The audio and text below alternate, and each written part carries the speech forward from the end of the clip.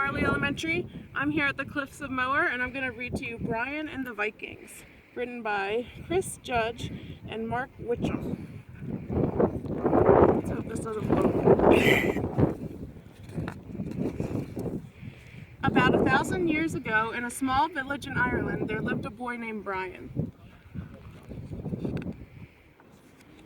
Brian was the smallest boy in the village, but he was also the smartest. Brian and his brothers loved nothing more than fishing in the river, hunting in the woods, and playing warriors. One morning they spotted a big, scary ship coming up the river. "Vikings! Quick, we must warn the other villagers," exclaimed Brian. They ran back to the village as fast as they could. The Vikings had spotted them from their ship. "Looks like they haven't seen us," snarled the Vikings. And they probably did come sailing this way. The villagers ran this way and that, panicking when they heard the Vikings were coming. "I have a plan," said Brian, giving each of his brothers a job. Brian knew what Vikings were frightened of most. The Vikings had landed and were making their way through the forest towards the village. "Dragon smoke!" "Wait a minute, that's no dragon." "After them!" yelled the Vikings. "Dragon fire!"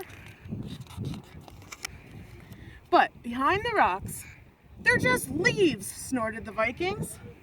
"There's no dragon!" "After them!" bellowed the Vikings. Not long after, "Dragon claws!"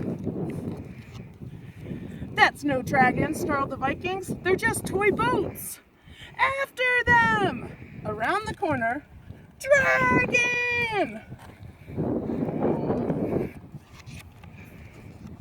"That's definitely not a dragon." "After them!" roared the Vikings. There they go.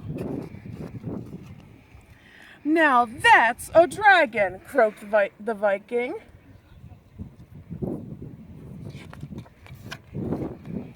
Brian and his brothers had used the fire, the leaves, the toy boats, and lots of other bits and pieces to make a huge dragon. Brian launched it for its first flight. Whoosh! The Vikings ran back to their ship in terror. Brian swooped over the village and out to sea.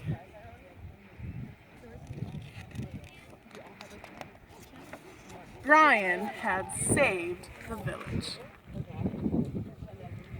Thank you guys for listening to the story. I hope you're having a great summer. I'll see you soon. Take a little look around.